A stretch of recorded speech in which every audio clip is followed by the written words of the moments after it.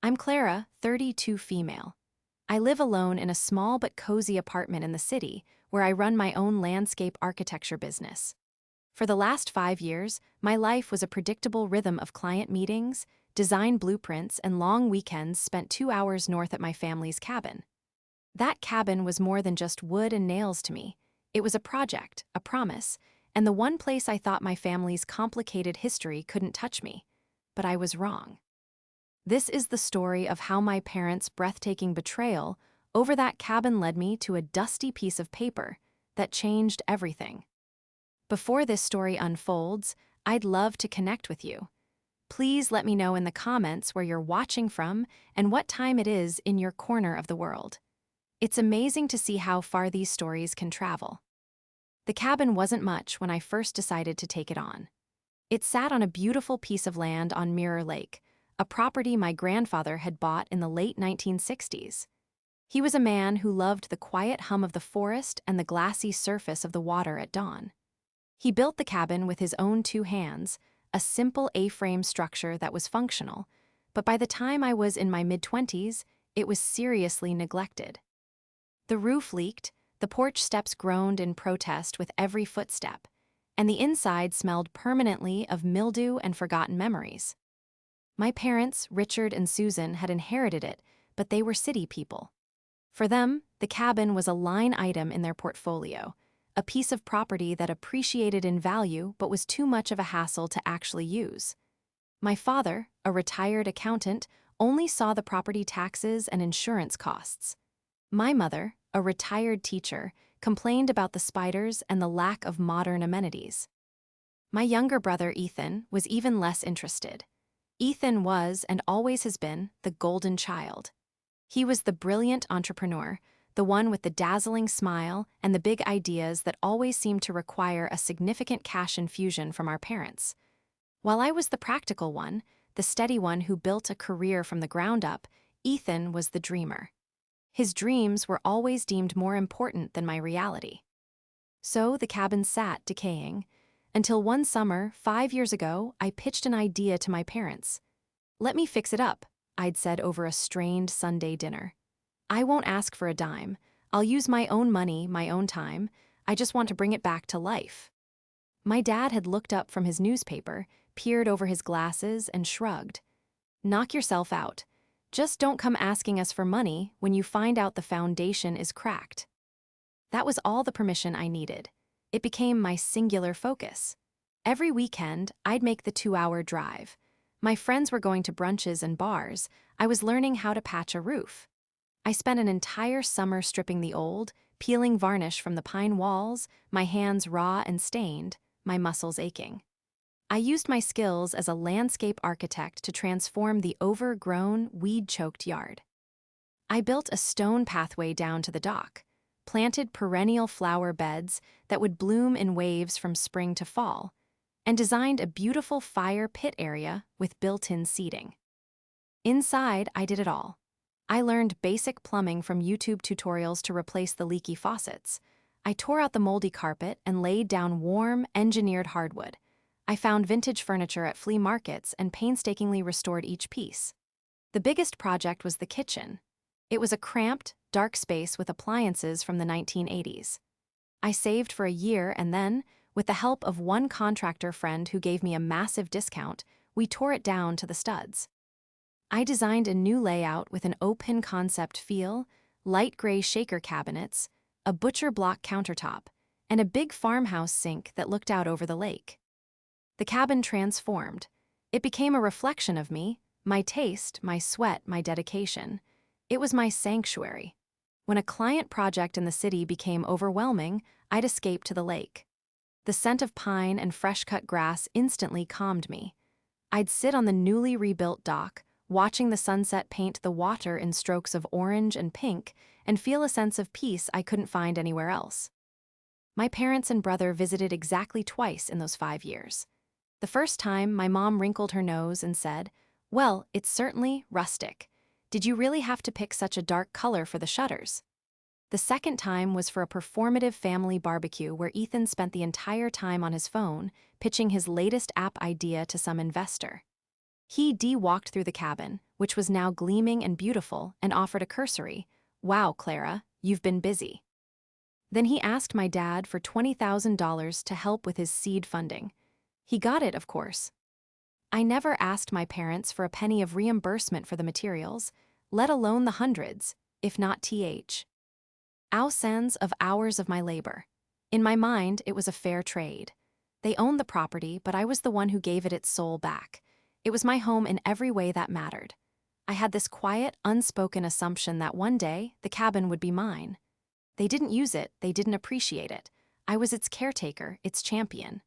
It was the only thing that felt truly mine, a legacy I was building for myself, connected to the grandfather I barely knew but deeply admired. That assumption, I would soon learn, was the most foolish blueprint I had ever designed. The foundation I thought I was building wasn't on solid ground. It was on the shifting sands of my family's skewed priorities. The call came on a Tuesday afternoon. I was in my office, hunched over a drafting table, finalizing the irrigation plan for a high-end residential project. My phone buzzed, and I saw my mom's name flash on the screen. I almost let it go to voicemail. Our conversations were usually stilted, a cycle of her asking if I was seeing anyone and me giving vague, non-committal answers. But for some reason, I picked it up. "Hi, Mom," I said, my voice distracted as I made a note on the blueprint. "Clara, honey, how are you?" Her voice was unnaturally cheerful, the kind she used when she was about to ask for something or deliver news she knew I wouldn't like. My internal alarms went off immediately. "I'm fine, Mom, busy. What's up?" "Oh, wonderful news. Just the most wonderful news," she chirped. "You know how your brother has been working so hard on his new company?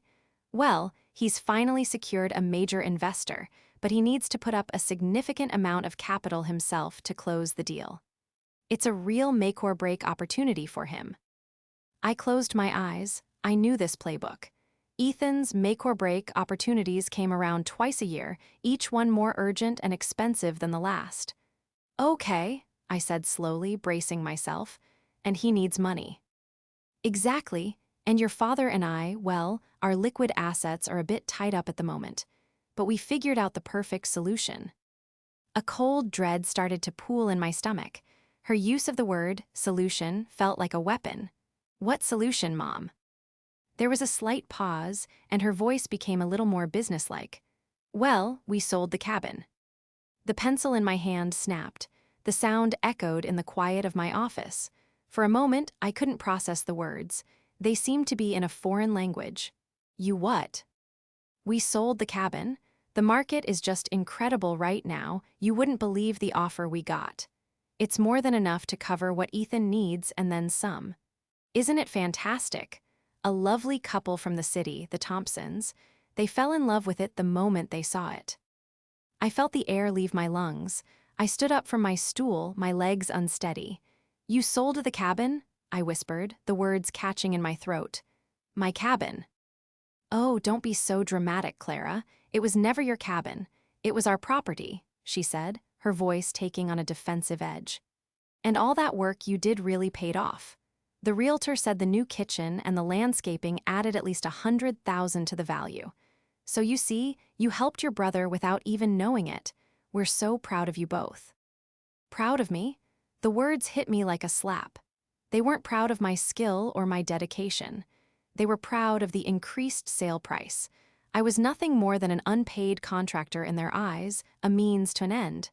The end, as always, being Ethan. "When did you do this?" I asked, my voice dangerously quiet. "Oh, it all happened very fast. We listed it a couple of weeks ago. It sold in a day, way over asking. We just closed this morning. The money should be in our account by tomorrow." A couple of weeks. They had listed it, shown it, and sold it without a single word to me. I thought of my things still there, my favorite quilt, my collection of old books, the custom-made bench on the porch. Did they just sell it all with the house? "What about my things?" "Don't worry, honey. We told the new owners you'd be by this weekend to pick up anything you wanted. They seem very accommodating." Her tone was dismissive, as if my personal belongings were a minor logistical inconvenience. I couldn't breathe.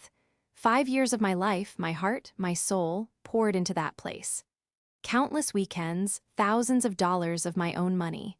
Every splinter in my hand, every sore muscle, every drop of sweat had been for them to cash out and hand over to my brother. The betrayal was so profound, so complete, it felt like a physical wound. "How could you do that?"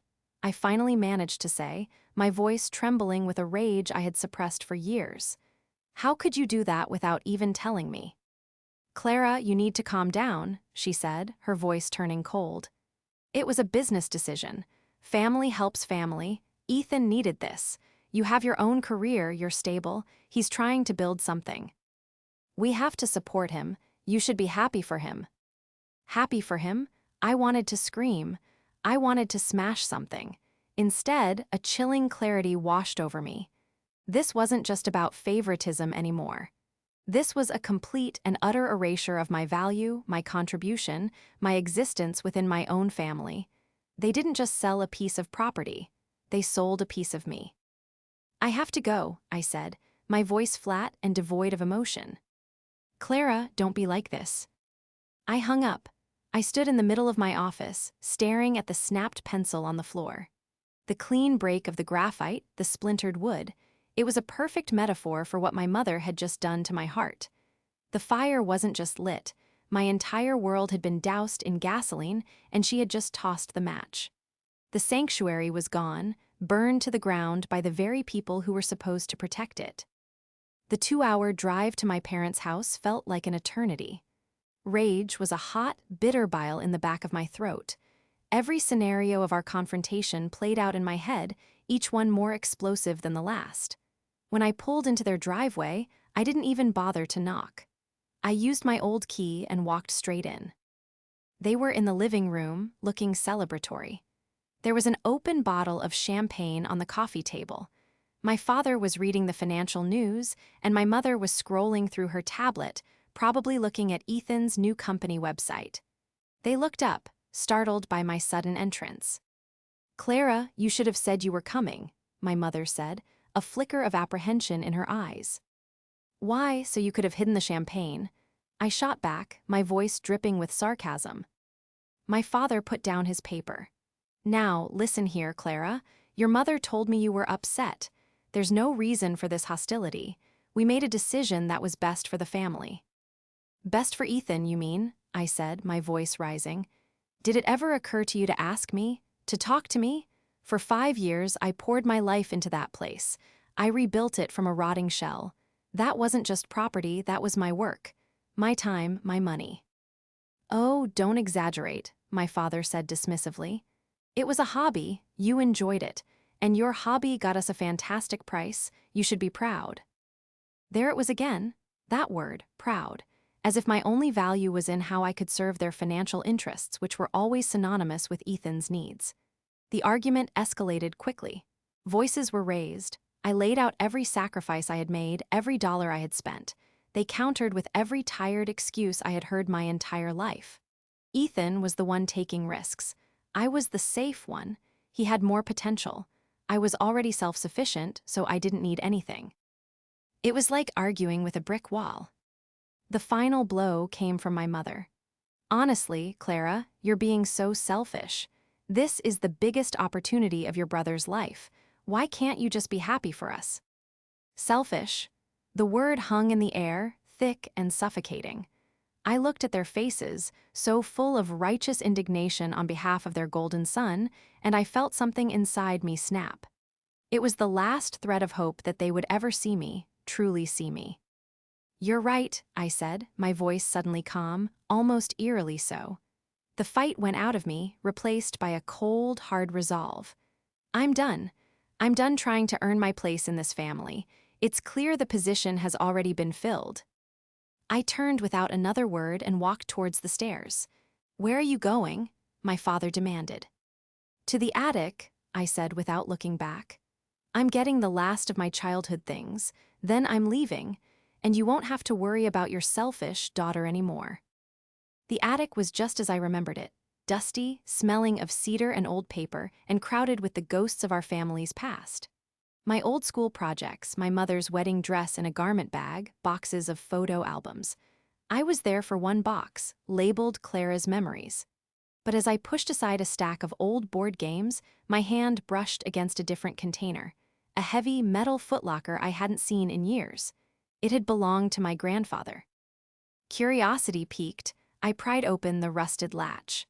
Inside, nestled amongst his old fishing lures and a worn leather-bound journal, was a thick, rolled-up tube of paper tied with a faded ribbon.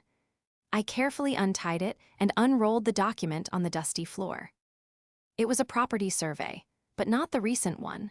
The date in the corner read October 1972.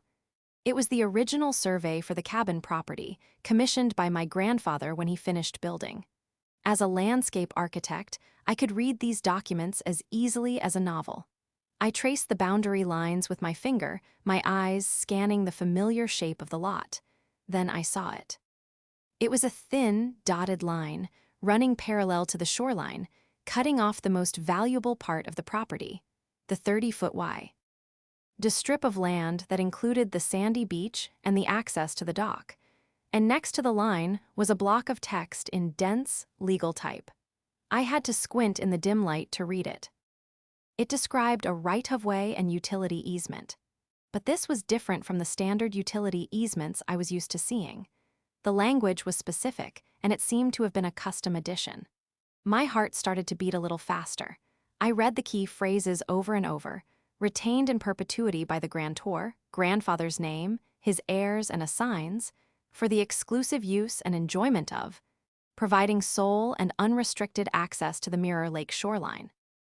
My breath hitched. Heirs and assigns, that was me. Exclusive use, sole and unrestricted access. My grandfather, a man who loved that shoreline more than anything, had legally separated it from the rest of the parcel. The cabin, the yard, the trees, that was one thing. But the waterfront, the most beautiful and valuable part of the entire property, he had kept it. And he had passed that right down to his heirs. Why had no one ever mentioned this? My parents probably never looked at this old document, relying on newer, simpler tax maps. A modern title search for a sale might not even flag the specifics of a 50-year-old easement if it was filed strangely or wasn't part of the standard digital record. It was an artifact, a forgotten detail from a bygone era of paperwork. I carefully rolled the survey back up, my hands trembling slightly. I grabbed my box of memories and the footlocker. As I walked down the stairs, my parents were waiting at the bottom, their faces stern. "Find what you were looking for?" my father asked curtly. I looked at him, at my mother, at the remnants of their celebration on the coffee table. The cold resolve inside me was now morphing into something else, something sharp and focused. It was the glimmer of an idea, a blueprint for a different kind of project. "Yes," I said, my voice even. "I found more than I ever expected." They thought I was just a hobbyist. They thought I was good for a bit of free labor to increase their sale price. They had no idea that I was my grandfather's heir in more ways than one. They had sold the house, but I was walking out their door holding the key to its soul. Back in the clinical quiet of my apartment, the city lights twinkling outside my window, I carefully unrolled the 1972 survey on my dining table. The old paper was brittle at the edges, but the ink was still sharp. The architect's handwriting was precise, the lines drawn with an expert's hand. That one dotted line, however, held all my focus. It was a declaration of war from 50 years in the past, and I was its designated general. My professional training had given me a solid understanding of site plans, but this was old and bespoke. The language was dense. I knew I needed an expert. My first call was to a friend from college, Alex, who had become a tenacious, real estate lawyer. "Clara, it's late. Everything okay?" he asked, his voice thick with sleep.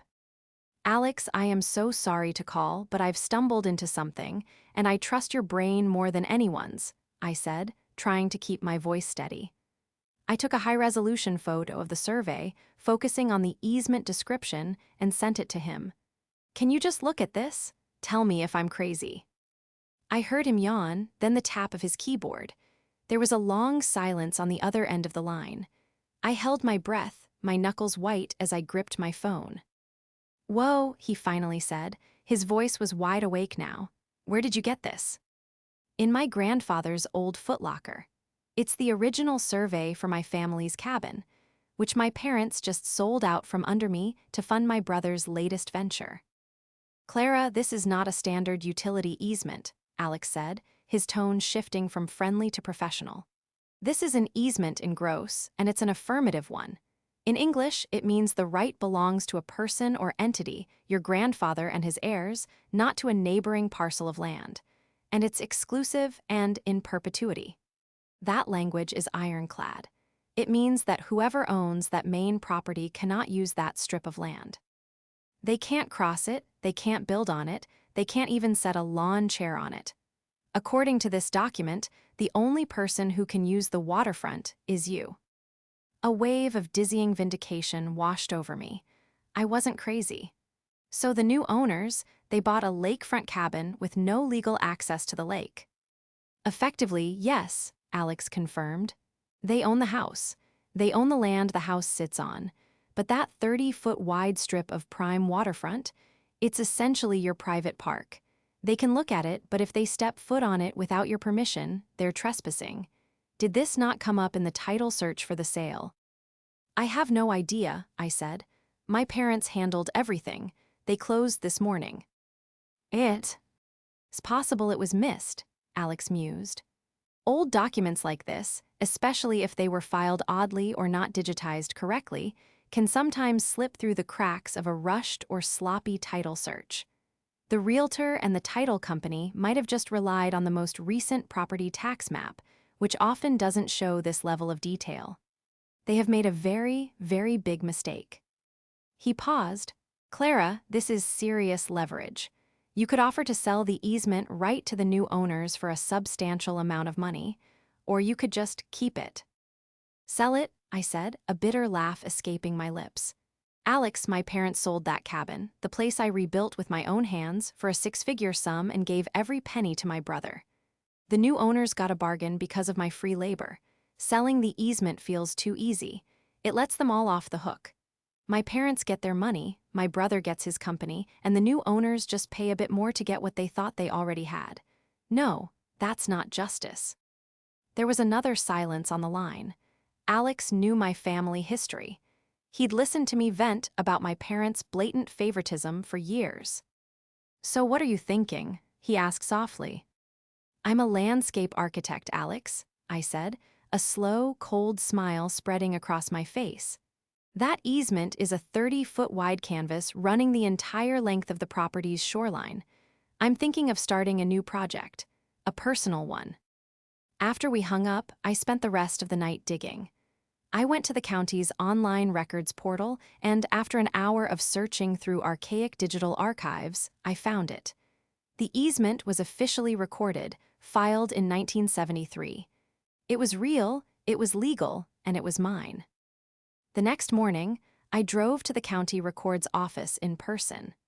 I paid for a certified copy of the easement filing and a certified copy of the original 1972 survey map.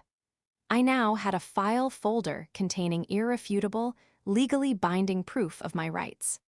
Holding those papers felt like holding a thunderbolt. My parents had valued me based on a number on a sales contract. They had erased my contribution and handed the profits to my brother.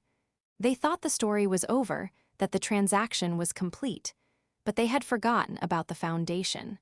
They had forgotten the history buried in the ground. That line, drawn on a piece of paper in 1972 by a grandfather I barely knew, was about to become a very real, very solid boundary. He had wanted to ensure that the most precious part of his legacy, the connection to the water, would be protected. He couldn't have known that 50 years later, he would also be protecting his granddaughter's dignity. The plan wasn't fully formed yet, but the central pillar was in place. I wouldn't be asking for money. I wouldn't be negotiating.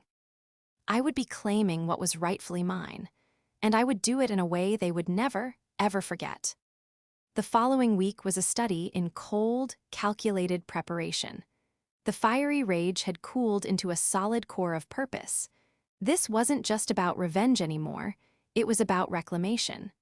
My family had tried to define my worth in terms of what I could provide for my brother. Now, I would define myself by what I could build for myself, on land that was unequivocally mine. My first step was to create the design. I wasn't just going to put up a no trespassing sign. That was too simple, too easy to ignore. I needed to make a statement that was both beautiful and brutal. As a landscape architect, my medium was the earth itself. I cleared my drafting table and tacked up a copy of the survey map. That 30-foot by 150-foot strip of waterfront was my canvas. The new owners, the Thompsons, had bought a cabin with a sprawling deck and large picture windows, all designed to provide a stunning, unobstructed view of Mirror Lake.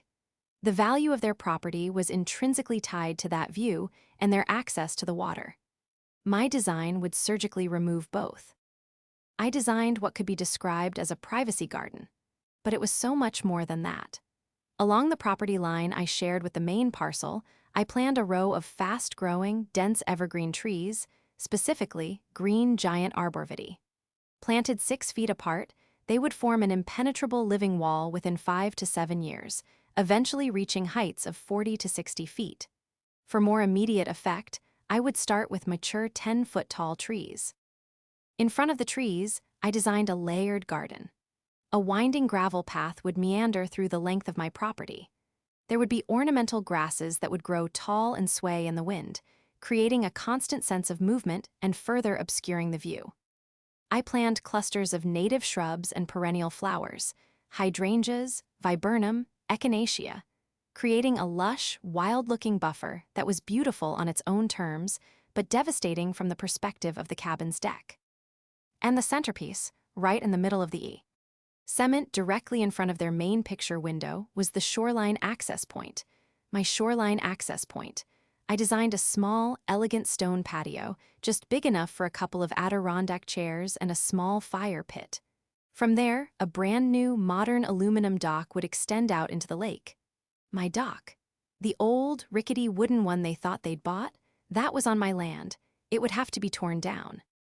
The final, most cutting detail was the fence. I didn't need to fence the entire property, just the access points.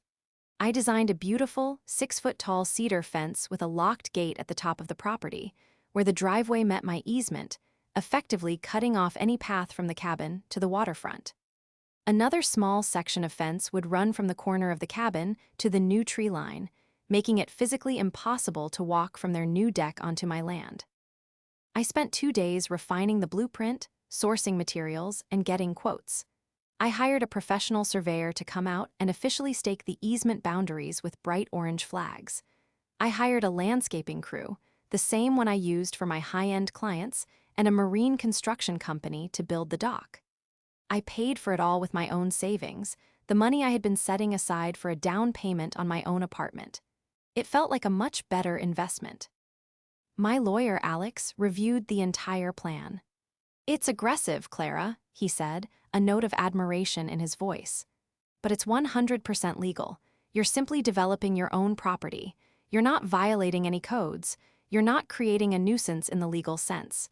You're just building a very, very effective privacy screen." The final piece of the plan was the timing. I waited. I gave the Thompsons 3 full weeks to move in. I wanted them to settle, to unpack their boxes, to sit on their new deck with a glass of wine and admire their beautiful lake view. I wanted them to fall in love with the dream my parents had sold them. I wanted them to feel the full, crushing weight of its loss. My parents and brother, meanwhile, were silent. After our explosive fight, they had cut off contact. I imagined they were feeling smug, having weathered my selfish tantrum. They were probably busy celebrating Ethan's new venture, funded by the sale of my heart's work. They had no idea that a storm was gathering, a storm I had designed with the precision of a master architect. The harvest was coming, and it was going to be bitter indeed.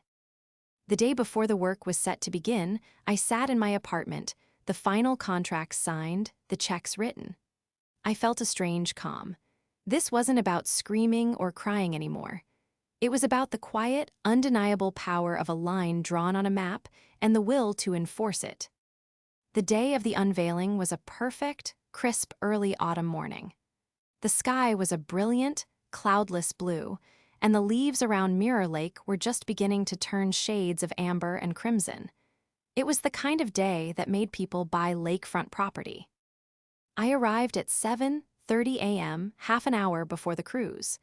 The professional surveyor had already been there. A series of bright orange flags now marched down the landscape, starkly delineating my 30-foot strip of land. They ran right between the cabin's deck and the old wooden dock, a garish, undeniable line. The view from the cabin was no longer of a placid lake, but of a future construction site. I was sipping coffee from a thermos, standing next to the first flag, when the front door of the cabin opened. A man in his mid-50s, with silver hair and wearing an expensive-looking fleece jacket, stepped out onto the deck. Mark Thompson. He was holding a mug, a placid morning expression on his face. He saw me, then his eyes followed the line of flags. His smile faltered. "Excuse me," he called out, his voice polite but firm. "Can I help you?" "Good morning," I said, my voice pleasant and steady. "I'm Clara, I own this parcel of land." I gestured to the flag next to me. He frowned, confused. "I'm sorry, there must be a misunderstanding. My wife and I just bought this property, all of it." "You bought the main lot, yes," I agreed. "Lot 7A, I own Lot 7B, the waterfront easement. I'm just here to supervise some landscaping work that's starting today." Right on cue, the first truck, a large flatbed carrying a dozen 10-foot-tall arborvitae trees, rumbled down the long driveway. Its air brakes hissed as it pulled to a stop. Mark Thompson's face went from confused to alarmed. A woman, Brenda Thompson, joined him on the deck. I recognized her from the online listing. She was the realtor who had sold the property. This was a detail my mother had gleefully shared. The realtor had liked it so much, she and her husband bought it themselves. A classic, foolish mistake. "What is going on?" she demanded, her realtor's smile nowhere in sight. "Who are you, and what are these flags?" "I'm Clara," I repeated calmly, "owner of the shoreline easement. As I was telling your husband, my landscaping crew is starting today." Brenda's face went pale.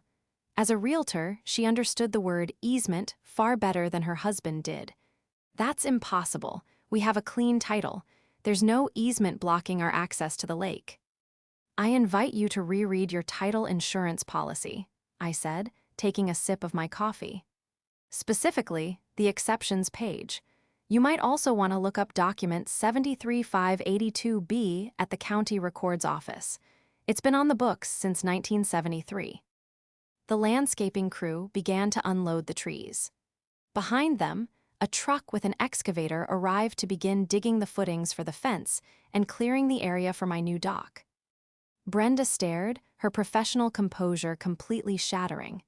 "You can't do this. You can't plant trees there. That will block our entire view. We paid for a lakefront property." "You paid for a lakeview property," I corrected her gently. "And the view was lovely, wasn't it? But access to the lake itself and ownership of the shoreline has always belonged to my family's estate. And now it belongs to me." Mark Thompson finally found his voice, which was now filled with fury. "This is outrageous. I'm calling the police. I'm calling our lawyer." "Please do," I said. "I have my certified property documents and my lawyer's number right here.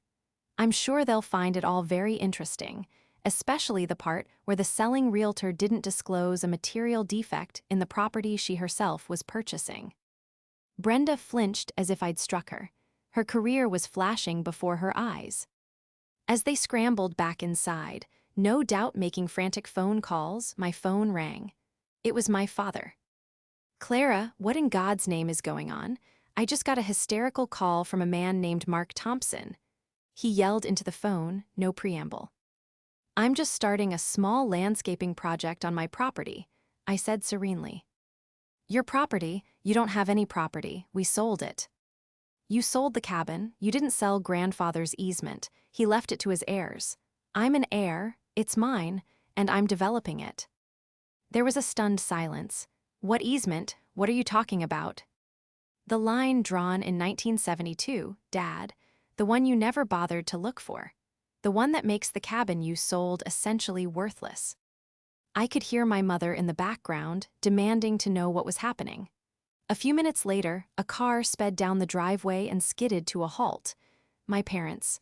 Behind them was another car. My brother, Ethan. They all piled out, their faces a mask of fury and disbelief. "Clara, stop this nonsense right now," my mother shrieked, gesturing at the landscaping crew. "You are ruining everything." "I'm not ruining anything, Mom," I said, my voice cold as the lake water in winter. "I am building something, on my land, with my money." Ethan stepped forward, his handsome face twisted in an ugly sneer. "This is about me, isn't it? You're just jealous. You're trying to sabotage my deal." "Your deal was funded by the sale of 5 years of my sweat and labor," I shot back, finally looking him directly in the eye. "You didn't earn that money. You were given it like everything else in your life." "This," I said, sweeping my arm towards the orange flags, "is something I earned. Through research. And through the fact that grandfather, unlike some people, apparently believed in planning for the future." The Thompsons came back out onto their deck, their faces grim. "Our lawyer said, he said you have the right," Mark said, the words tasting like ash in his mouth. "He wants to know if you're willing to sell the easement." My parents' and brothers' eyes lit up with hope. A simple financial transaction, that they could understand. I let the silence hang in the air for a long moment. I looked at the hopeful, greedy faces of my family and the desperate faces of the Thompsons. Then I smiled, a real, genuine smile. "No," I said simply, "it's not for sale, at any price." I turned to my crew chief. "Let's get those trees in the ground before lunch, shall we?" The collective gasp was the most satisfying sound I had ever heard. The unveiling was complete. The dream they had bought and sold was now officially a nightmare. The aftermath was exactly as chaotic and satisfying as I had envisioned. The Thompsons, faced with a property that was now effectively lake-blocked, immediately turned their legal fury on two parties: their title insurance company, for failing to find the easement, and my parents, for failing to disclose it. Brenda Thompson, the realtor, was in a particularly dire situation, facing not only a lawsuit but also a potential investigation from the State Real Estate Board. My family was in a state of freefall. The large sum of money they had given to Ethan was now the subject of a legal battle. The Thompsons' lawyers filed a suit demanding a full refund of the sale plus damages, citing FR. Fraudulent misrepresentation. Suddenly, Ethan's seed money was no longer his to build a dream with, it was evidence in a lawsuit. His make-or-break opportunity was breaking in a way he had never anticipated. My parents tried everything. They called me, alternating between screaming threats and pathetic, tearful pleas. "Clara, you've made your point," my mother cried in one message. "Now stop this. Sell them the land. You're tearing this family apart." The family was already torn, I told her calmly in our one and only conversation after that day. "You just couldn't see the tear because it was on my side of the fabric. Now you can all see it." Ethan tried a different tactic. He showed up at my apartment, attempting to use the charm that had always worked on our parents. He apologized, sort of. He said he hadn't understood how much the cabin meant to me. He offered me a small percentage of his company, a pittance, if I would just sign the easement over. I looked at him, at his desperate, handsome face, and I felt nothing but a profound sense of pity. "The time for negotiations is over, Ethan," I said, closing the door on him. For the next 2 months, the work on my property continued. The wall of evergreens went in, instantly creating a lush, green barrier. The fence was erected. Its clean cedar lines a stark, physical manifestation of the new boundary between my world and theirs. The old, rotting dock was demolished, and the sleek, new aluminum one was installed. The stone patio was laid, and the winding gravel path took shape. The Thompsons, unable to bear living in their devalued home, moved out and put the cabin back on the market, this time with a full, glaring disclosure about the dominant shoreline easement with no public access. The asking price was less than half of what they had paid. It sat on the market for months, a monument to their greed and my family's betrayal. Eventually, the lawsuits were settled out of court. The title company paid out a significant sum to the Thompsons. My parents were forced to return the majority of the sale price, effectively wiping out the windfall they had given to Ethan. His company, deprived of its capital, faltered and folded before it ever launched. My brother, for the first time in his life, was forced to get a real job. As for me, I finished my project. On a cool evening in late spring, almost a year after that fateful phone call, I drove up to the lake. I parked my car and walked through the gate of my new fence. I followed the gravel path I had designed, the scent of pine and damp earth filling the air. The evergreen wall was thick and full, and I couldn't see the main cabin at all. It was as if it didn't exist. I walked out onto my new dock. The lake was calm, a perfect mirror reflecting the twilight sky. I sat in one of the Adirondack chairs on my stone patio, the one positioned for the best view. It was a view I had earned, a view I had reclaimed. It wasn't a view of a house full of memories tainted by betrayal, but a view of the water, the sky, and the trees. It was the view my grandfather had loved. I didn't do it out of pure spite. I did it to prove a point to myself more than to anyone else. My value wasn't something to be decided by others, to be cashed in for someone else's benefit. It was inherent. It was solid. It was the ground beneath my feet. And from where I sat, on my own small, perfect piece of the world, the view was spectacular.